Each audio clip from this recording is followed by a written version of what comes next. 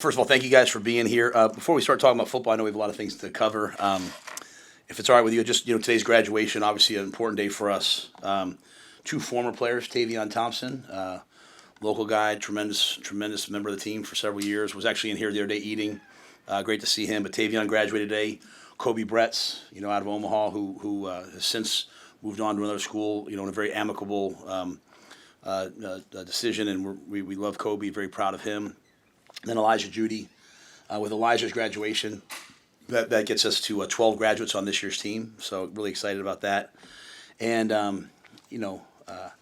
I just think when you look at what we've done academically, and I know some people say, well, what's that have to do with the product on the field? I think it has everything to do with it. But when you look at what we've done academically, I think headed by the leadership of Dennis LeBlanc, but there's some people there. Andrea Klug, Caleb Hawley, William Kane, Kim Shellpepper, Katie Jewell, they pour their heart and soul. And unlike many football programs where they're working with 100 guys, 105 guys, they've been working with 160, 170 for a long time. And so now that we're down to 130, 125, they still give the same effort. And I'm just unbelievably grateful to have 84% of our team over 3.0 is amazing to be up there. Normally when they say the athletic department GPA and then the football team, it's usually the football team that's the anchor pulling it down. But to have our guys up there in that 3.3, 3.4 range, we do want to build champions for life. And we do want people to be successful. And so, Elijah, I did not let him practice. He graduated this morning. He was coming over. He had his mom and his dad came in from Philly. His wife Jemiah, his son Coda, were at practice every single day. Obviously, they came over earlier. His grandmother was here. Walked through the facility in his cap and gown. I made him come over, take a picture with us, because I'm really, really proud of him. When I think about where he came from when he first got here from Texas A&M to where he is now, I don't tweet a lot of things very often about moments like this, but I did tweet that because it's one of the biggest things I'm proud of in our time here. And I have to give credit to Tony White. I have to give a ton of credit to Dennis. I have to give a ton of credit to Terrence Knighton. I think they really cracked the shell and did an amazing job with him. Terry's come in and done a great job. Corey Campbell and his staff, Gus Felder. A lot of people here are just pouring into Elijah and guys like that. But if you want to know why college athletics, I know the place we're at now, why it's so important, Elijah is the first person in his family to have graduated college. And it's a wonderful family, a successful family. But what Elijah's done is an accomplishment, and very, very grateful for him. So on days like today, the scrimmages out there, I love football, but this is just a reminder of why we do what we do and the impact that we have a chance to have. So really grateful for those people in the academic department, but really, really proud of Elijah. And there's nothing better than seeing Coda out there every day at practice. So with that, I will see what you guys have for the scrimmage. I should probably say a word or two about the scrimmage. We went. We tried to get to 120 plays, but didn't quite get there. Some wideouts just kind of getting run down at the end, so I just stopped it. But it was probably at 110, so it was right close. Got a bunch of live punts. We rushed the punter, tried to block it. We got a bunch of live field goals, and we went good on good. And so, two main concerns for me right now are we had some penalties. We had a Big Ten crew. I asked them to call it really tight. We had too many penalties. A lot of aggressive penalties, not silly pre-snap penalties, a lot of defensive holds, just we're trying to play a really aggressive style. And so we'll have to go back and look at it. Offensively, it wasn't really the starters, but the down-the-line guys, some of that. And then I think the second thing is, I feel really good about our first teams. It's which guys on the second team, which guys that are backups or even third team, which guys are going to step up. And who's just okay with their role. Sometimes in the world we live in now, we just say, well, that's my role, and then we just complain about it. And I just want to know who's going to come out and fight for a new role, because in the world that we're going to be in, we're going to play a lot of tough ball games. We're going to travel all across the country, play in different time zones, different weathers. I need guys that are in the threes right now to be starters by the end of the year, or starters on special teams. And so I look forward to seeing the tape and seeing who did that, who didn't. But the quality of play dropped from the ones to the twos and the twos to the threes, and I don't like that. It doesn't make me happy. So some things to work on, but in general, I'd say a very successful day, and I'm happy about it to get out of scrimmage too. So, but that was long. I apologize, but what you guys got? Coach, injury update. Anybody in this week that suffered anything that would be more than like a standard camp injury? Yeah. So Gibson Pyle went down today in the scrimmage. He was the only guy that went down today. So I'll have to wait and see what his was. It didn't look like it was at that level, but I mean, it was something they had to take him off. We had some guys like Javen Wright. Some guys get banged up during the week, but they scrimmage today. Anybody that I'm forgetting? I know you guys. What's that? Yeah, so it's some guys like Jeremiah Jones, but all camp injuries, right? Nothing that's long term. You mentioned last week that you wanted to see the tackling. You just wanted to see how it progressed, how that looked to you. That was better, definitely better, and you could tell right away, Steve, that was better like the next day. And I think I showed them on Sunday. I showed them like our team at Baylor, and I hate doing this, but I showed them tackling. And I think it really, if it exposed anything, it kind of exposed me a little bit. Like, well, Coach, we can do that. Like, because our kids at Baylor would come in and try to, end your life. I said that. I gotta be careful how I said it, but they try to come in and they try to knock you off the field, right? Like, as you're being held up, and they're like, Coach, you always talk about taking care of each other, and so having to go back and be like, hey, we thud one way, we're live another way, and when we go live, I'm always like, hey guys, if a guy's coming across the middle, just try to, let's not blow him up. I just think about the play with Fedoni where he got, kind of hit in the leg and say, don't blow up a D line that doesn't see it. So I think once they got that, they were way better. We ran better angles this week, much more physical. We struck well all week. And then today, there was one missed tackle on Mosey that went for a long play. That right away the DB was like, I gotta take one more step. But for being where we are, and we got a lot of live work during the week, I feel pretty good about our tackling right now compared to where it was a week ago. And I think a lot of that, honestly, falls back on me just, illuminating for them, hey, what I expect when it looks live. You got the single digits done this week. Anything stand out to you about that group in particular? Well, I'm really proud of Sierra. Sierra wore number 2 at USC as a freshman, and then didn't have it as a sophomore, and really wanted that number. And when we did the original vote, like, he was one of the top vote getters. Okay, and but the way it turned out, like Corey, like some more offensive guys voting this year. He got maybe like one more vote than Sierra, and so Sierra had a decision to make. Do I want to stay here? And obviously, it had a tremendous personal significance. But as I said to him, and I think the thing that he realized is his teammates voted for him. So it's not necessarily the number that I want to wear. It's the fact that when I walk out there, when I walk out in the stadium and I have a single digit, everyone in the crowd, everyone on the opponents, every opponent, every scout, every person in this building, you guys, we all know that, hey, you know what? His teammates voted for him for that. So, so there was really no surprises. There was a bunch of other guys, Emmett Johnson, Cam Lenhart, they were like a vote off. It's the closest vote I probably have ever had.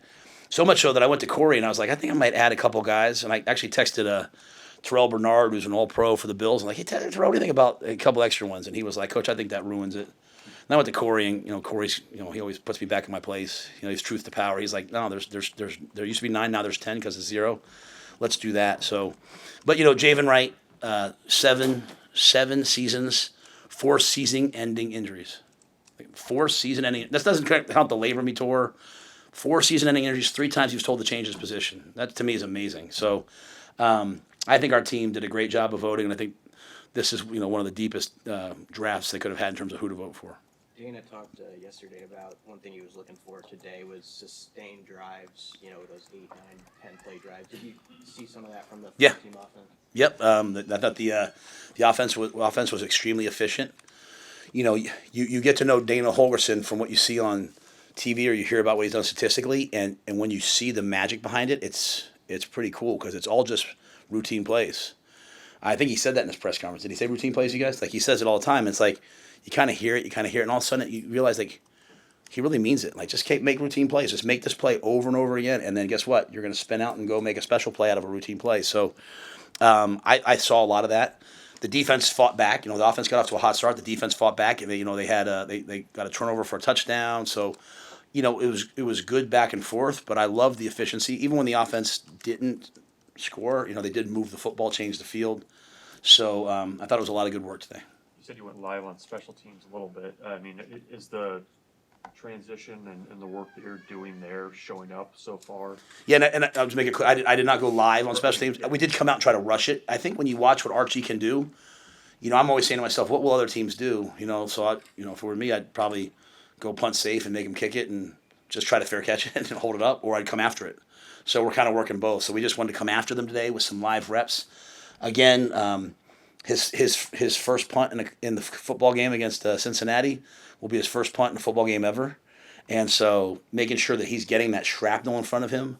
And the guys that we have, we have, you know, we have former quarterbacks on there. We have so we have all these different guys because of the possibilities it opens up, but making sure they're ready for prime time in terms of blocking. So I'm pleased with the punt game. It looks as good as it can look, I think.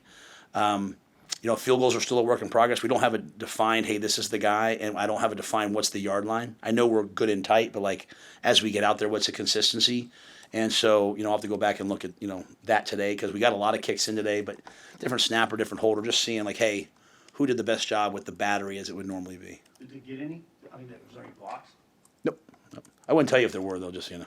Because all of a sudden the Cincinnati guy would be like, let's go after. But no, there weren't. Don't worry about it. How much clarity did today's scrimmage provide with the tackle competition, and what are you looking at of that group here in the next 12 days? Yeah, you know, I would be remiss if I said something right now. Like I don't know exactly. Like I mean, I might sometimes I say one thing in here and I get in and watch the tape. I mean, it really is like a whole other world. I think our offensive line has produced and played well the whole time. So I don't have any like, oh, this guy, that guy. You know, I think Gunner's doing a heck of a job. You know, he's playing really well. Teddy, Tyler, they're playing really well. So Pritchett's, you know, he's got to continue to figure things out. You know, he's got all the talent. He just has to figure out, like, you know, what's expected from him all the time. And so I know he's working at that. Some guys are pouring into him. So, you know, we still have 2 weeks left or 10 days left or whatever. I don't even know. We have a countdown clock out there. I don't know what the countdown is. But we still have, in my mind, I look at it like 2 weeks left. So we still have another week of – today was the end of camp, but we have, like, preseason next week. And so those races are not even close to being done. Did you do simulated like pregame stuff today? And can you describe what you said about having next week as a like dry run? Yeah. What you plan to do with that? Yeah, so, you know, we know we're going to play at 11. We know we're going to play, and so we practice in the morning, so we're kind of used to 11. Like, kind of get up, you go, right? We know we're going to play at night. So this Thursday coming up, we'll do a mock game. And that's from we start in the morning, like, hey, brunch is at this time, come over here at this time. Today, you know, like today we did the 2:30 game, right, which will be our first Big Ten game. And so, plus, you know, we need some heat out here. We need to practice in the, you know, the heat of the day. So, you know, it starts off, there's, you know, breakfast in the morning, then optional recovery, then there's a walkthrough they go to, then they come back, then we do like a neurocharge where we do things with tennis balls to wake the guys up and all this stuff, and then there's a special teams call out that we do, and then we go upstairs, there's an optional chapel, then there's a meal. So we did it all in our building, like simulating like, hey, you would go back to your room, but guys just kind of went and sat on the couches until it was, you know, time for the next thing. I can't stand things like that. I always feel like it's a waste of time in terms of like, man, we spent 4 hours just practicing showing up, but we have so many young guys and so many new guys, right? So, you know, like so many guys saying like, hey, you know, Dane Key asking me questions like, hey, in pregame, what do I do? You know, what can I do this? Can I do that? And as deliberate as I am, there's some things I don't care that much about. Like to me, like once we wake up on game day, other than being on time, like you're getting yourself ready to play. Like my intentionality is like through the whole season. Once we get to Friday, Saturday, like, you know, you're the ball player. I'm not playing. So just letting them kind of work their schedules out and all that. And then Mitch, we did the full thing out in the field, the full warm up stretch, you know, so that they got used to that. So we did that. We'll do it again Thursday. You know, I haven't played many 8 p.m. games in college, so it'll be different. And you know, there's no games on during the day, so just making sure guys kind of deal with the boredom of waking up. Like when we're in Kansas City, like we'll get up. We have rolling brunch. We try to cut the day to like 11, and then we go to a high school usually. So we'll go to like a local high school and we'll throw the footballs around, just kind of get out of the hotel and catch our breath and just do something different, and then come back and kind of get in the day. So we'll practice that on Thursday. Dana said yesterday that Dylan's made some throws he hasn't seen before. How do you characterize his camp so far, leadership aside? I think Dana's had a good camp. I think Dylan's had an excellent camp. You know, he's lamenting out there to me today. He's like, you know, I got to do this better, that better, which is what I like about him. But I think he's had a really good camp. I think he's understanding what we're asking him to do. I think the situational football has been excellent, but the drop back throw catch, you know, put the ball in his hands. I think he's making a lot of really good decisions, and so. Yeah, I think it's been an excellent camp. You know, he just needs to just keep doing it and keep grinding all the way through the first game. How much have you studied Cincinnati throughout the off season, and how difficult is it nowadays for an opening foe is always tough, but especially with all these portal guys popping in that are new to a roster? Yeah, I mean, we were watching Cincinnati in the spring. You know, we were watching Cincinnati in the summer. You know. It's just kind of what we do, you know. I think I've watched I've watched. I walked by X office today. Their special teams coordinator just came from another school. He was watching that. Our guys were watching them. So we've watched them a ton. I think when you start to look at personnel, that becomes very different because they could bring other guys in. But some of their top players, the quarterback, the nose tackle, the tight end, and many more have been there. They brought in a bunch of good players. I think for us though, I think it's really crucial is we will not start talking about the first opponent until Friday with our team. So to me, it is a slippery slope when you start talking about them really early because by the time the game gets there, it's like, I want there to be like that feeling of game week, and so especially for the next week. And so like Monday, Tuesday, Wednesday, Thursday. While Thursday will be a mock game, we are playing ourselves still. Like we are. I hear a lot of coaches, they believe in like, hey, getting the 2s and 3s ready, and resting the 1s. We're trying to catch a lot of teams ahead of us in the Big Ten that are pretty good teams, and so we have work to do. So we're going to work on us this week. We're going to compete against ourselves. We'll get better. We'll try some, we'll move some guys up, down, just to get some different looks. But in terms of their roster, there'll be some guys that show up that that they're counting on that we haven't seen. But there'll all be some guys that we're counting on that they haven't seen. And part of it's like, thanks to some of the technologies that we have now, you can go back and watch a player that's starting in one school, but how he played at another school. So we'll make tape. We've made tapes already for guys like that as well. How nice will it be to be in camp for another week, just not have classes to worry about and just have the guys for unlimited hours for one more full week? Yeah, I think you have to be careful with it because, I don't want to burn them out. So, like, as I've said to them, like, our hours are, like I said, we'll go from like a training camp mentality. Like when I was at the Giants, right, we were down at, we were up at Albany, right? You're there from 6 a.m. until, 10 o'clock at night. And then all of a sudden you get back to New York and you're in preseason now. You're getting ready for preseason games. You're kind of having a little bit more of a weekly schedule with increased meetings. So we'll do that. Like we'll go from keeping the guys here at 9 o'clock at night to like breaking the last walkthrough like at 6:15, and then they have dinner on their own. So they get some time to now kind of go out and handle their business. They get up early in the morning. I mean, it's still a full day, but it's like an NFL work day as opposed to a college day where we only get them for 4 hours. So that part's nice. I just have to make sure that I don't burn them out. And I think the challenge for the guys is as the time shrinks, as the time on the practice field shrinks, and we're not going to practice for 3 hours forever, the intensity and focus, when 3 hours becomes an hour 45 or 2 hours, your intensity and focus now has to expand. So we have to have intentional focus in everything that we do right now so that we can maximize the time. But they're tired. Coaches were arguing with each other out there on the field. Players, they're tired of hearing. We're all kind of tired, which is good. We've worked really, really hard. Quinn Clark was up here yesterday talking. What have you seen from him, and what do you think he needs to do to have an impact in the offense? However that may look. Yeah, there just becomes like a line of demarcation in each of our lives as men, as women, as parents, as husbands, as wives. I shouldn't speak for my wife, but as journalists, as coaches, like where we like step over the line, right? There's like a line of demarcation we step over. We're like, okay, it's time. And so Quinn's got tremendous talent. And Quinn could take this next year to develop under Dane and then hope to be ready next year. What I've seen from Quinn is I think I should step over this line right now. Like, I can make plays. I can go up and get. I'm 6'6", and was he a 10-foot high jumper or something in high school? I was 6. What is it? Not 10 foot. 6'10", like 6'10" high jumper or 6'9" in the snow in Bozeman, Montana. Like it's not like when I was at Baylor down in Houston where like the guys are in the blocks in January, and then everyone runs fast. Like he's up there in the snow jumping. So this is a unique athlete, And what I'm seeing from him is I'm seeing him like, hey, I think I can step over this line and making plays with the black. Today like when we went to we called black the starting group, red the second group, and white, and we were kind of red, and he was out, and I wanted him to go back in, and a lot of guys would have kind of fought me on that. Like, why do I have to go in with that group? And just went out and played. And so I really like him. I think he's going to help us. And I love the fact he's not waiting until next year. He's not like, well, Dane's here and Isaiah's here. Like, the season's going to go based upon how our 2s go, in my opinion, and our 3s. And so him stepping up's been awesome. Hey, how's Jir Khan been? He's a guy that didn't go in the spring. Yeah. You hear a little bit of buzz about him. How's he been? Where do you guys hear that buzz from? Where do you guys get that buzz? I'd love to hear where that buzz is from one of these days. I'll tell you, I'll let you guys watch a scrimmage from start to end. All right, if you just tell me who gives you the buzz. I love Jir. One of my favorite players in the NFL when I was there. I I thought he's a great player now. It's Buda Baker. I'm not saying Jameer's Buda Baker. What I loved about Buda Baker was he would fly around the field and try to hit everything. He just played with like this joy and passion and love for the game. And so you see a lot of that from Jameer.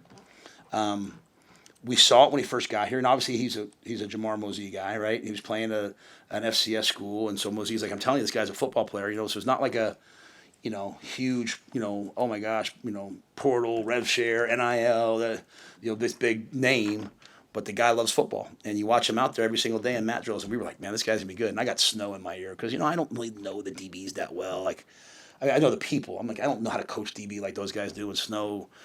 He's like, I'm just telling you. And Addie's like, I'm just telling you. Well, they're right. He's a baller. And he got hurt, which stunk. But, when you get hurt, you like, when I say words like process and people roll their eyes, like, Gage Stinger's in there right now. I love Gage. Gage Stinger, day 3 for him is like, hey, can I squeeze my quad just enough to get my knee to, be tight? And then, like a week later, can I get my foot, that far off the ground? Or my shoulder, right? Can I just squeeze this tennis ball 10 times? You start to learn what process means, incremental gains on top of incremental gains, and not just going from here to here. And so, Jameer, in my mind, he's so mentally tough that the injury almost accelerated who he is. So he flies around. He's competitive. He can cover. He's like having another Malcolm out there. He can play on the nickel. He can go play corner or safety if he needed to. He'll be on teams. So, he's still a young player, so he's got some stuff to learn, obviously, but I love the guy. And I just need to make one more analogy like that. I had guys last year that I love. I love everyone I've coached, but some guys, hey, I think I'll coach. I think I'll go somewhere else. And I'm like, okay, well, coach, it's just the schedule's so hard. We have to go to, breakfast, lunch, and dinner. I'm home. I have to check in at dinner. It's ridiculous. I'm like, so the people that, are working 18 hours a day to make you dinner, that's ridiculous. I'm making you come in and have a hand. I apologize. Then I get Jalen George shows up on his visit from East Tennessee State. He's like, just so you know, if I can come here, you'll never hear me complain about eating, because at East Tennessee State, which is a great school, and Sat played there, and we used to play there. I was at Western Carolina. I'm an FCS guy and Division III guy at heart from my coaching career beginning. He said, but just so you know, Coach, when I was at East Tennessee State, our pregame meal was in the cafeteria with the other students. I got my tray, I said, excuse me, and I went up and, you'll never hear me complain. And that guy's running around now. He's 290, 285. And he's another guy that got hurt.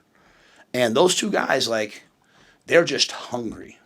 And that hunger feeds a lot of other guys, Our college football world, it's going to be interesting to see. You give kids, some kids maybe can handle it. You give kids a lot of money at 18 years old. You see some of these kids that are signing, he's making, 6 figures, 7 figures as a 17-year-old kid. How hungry can you be?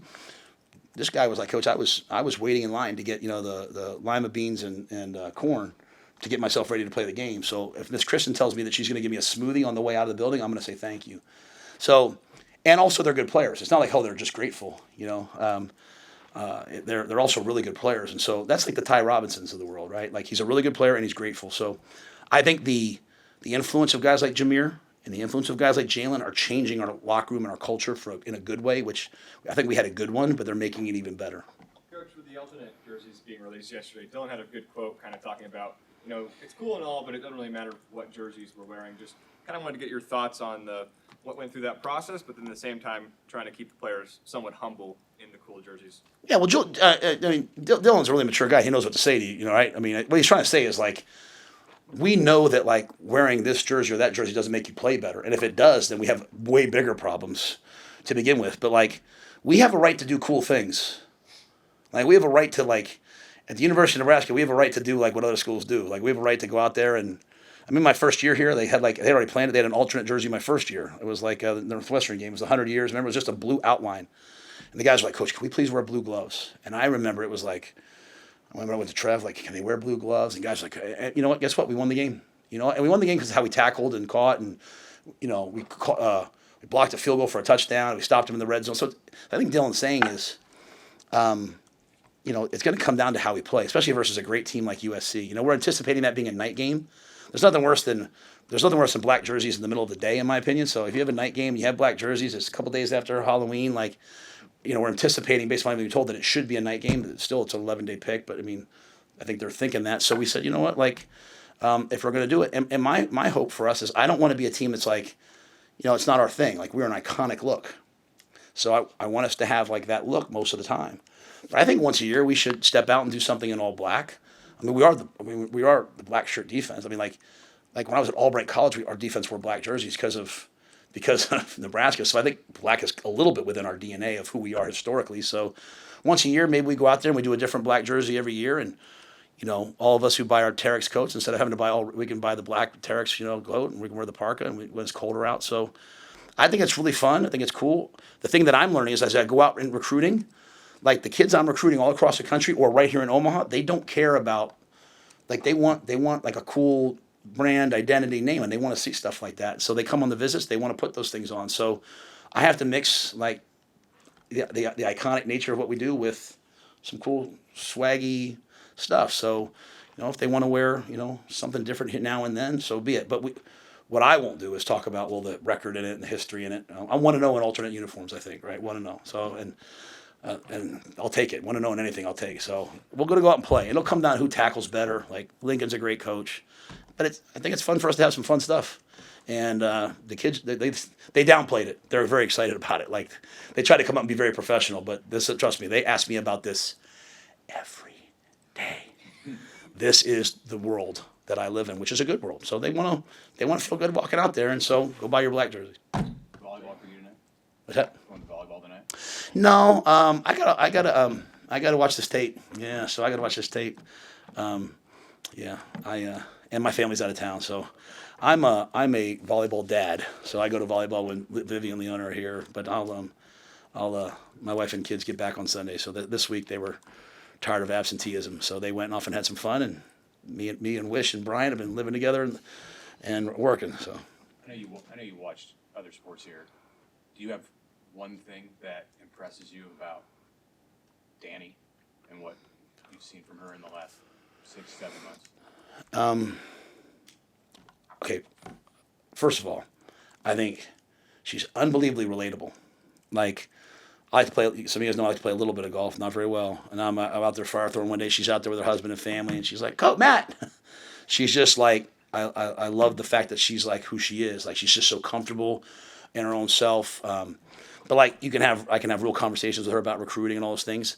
But even as I've had some conversation, it's really hard to follow somebody like that you worked for.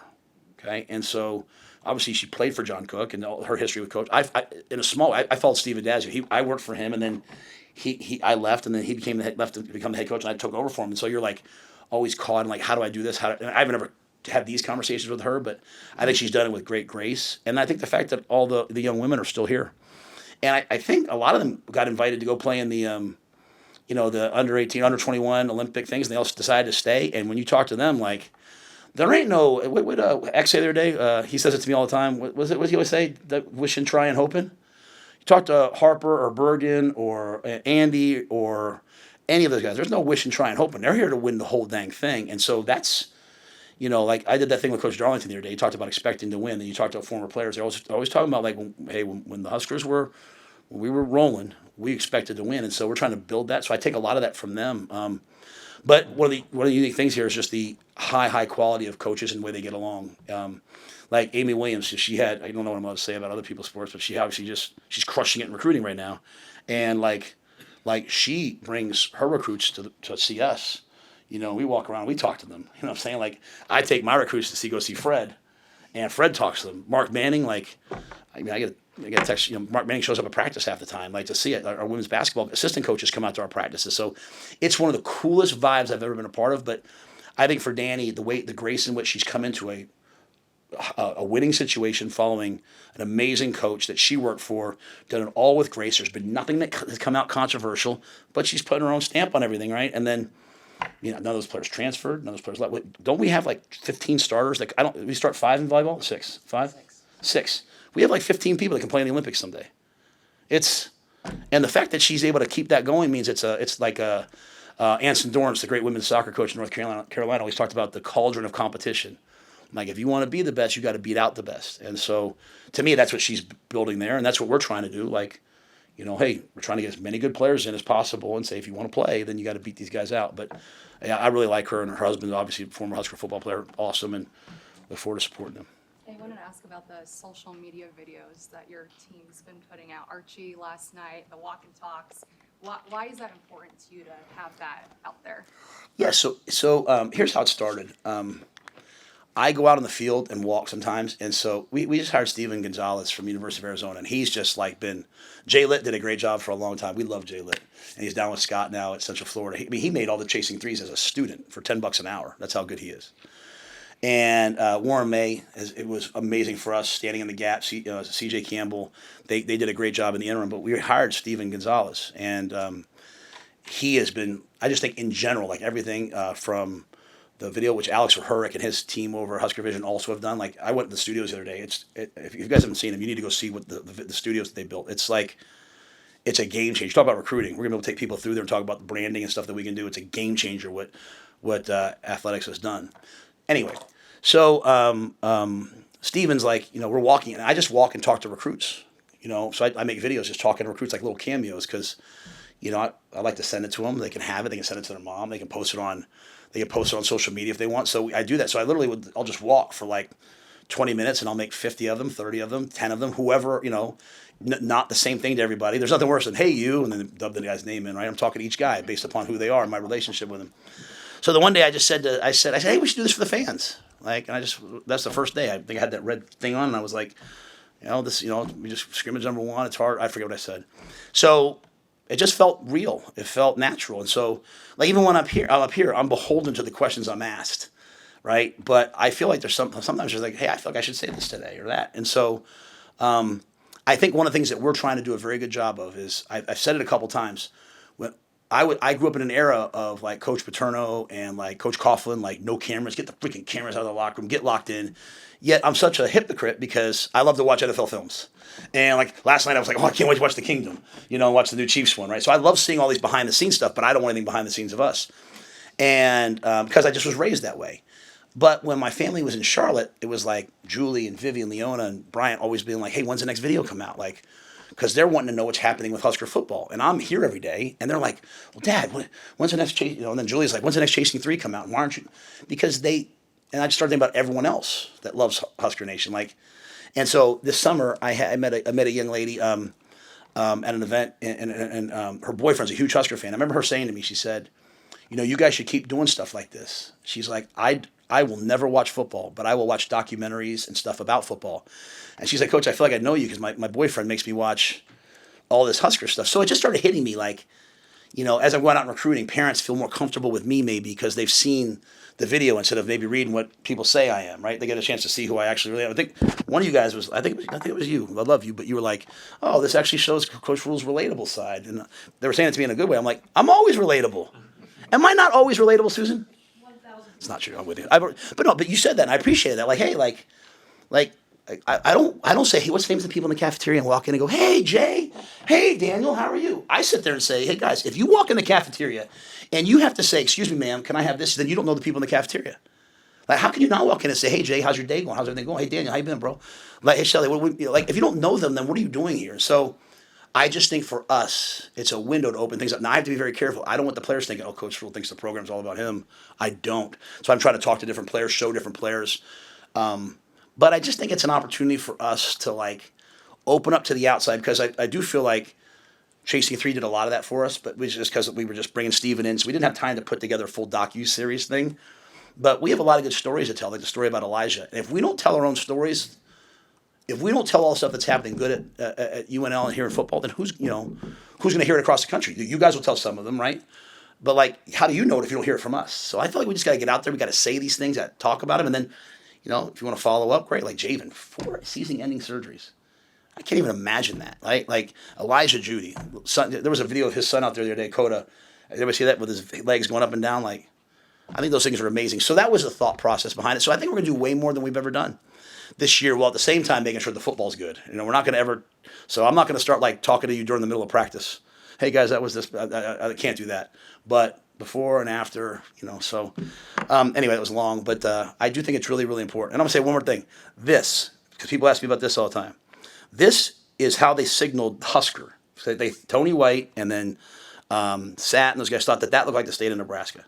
So Every picture I take, I do this, okay? Because number one, no one needs to see me with two arms around two people like this, my stomach hanging out, like, you know, I was a Baylor, my hand was like this, but every picture I take, I want branded. I'm the head coach at the University of Nebraska, and there's not a picture I don't take that I'm representing this school. And you know what's cool? I got little kids walk up to me, I'm like, Coach, can I get a picture? They all do this. And someday, Nash, I'm going to sign you, bro. Wish his son's back there. I'm going to sign him, and on his letter of, his commitment video, it's going to picture of him like when he was at camp like this, and now when he's 18 like this. And so I just think, that's what this is. So anyway, I answered a lot of questions. You guys got me in a great mood. I came in early, hung out with you guys. Everyone's here. Thank you for a great camp. And guess what? Camp is over. Camp is over tonight, so I'm going to get some sleep. Thank you.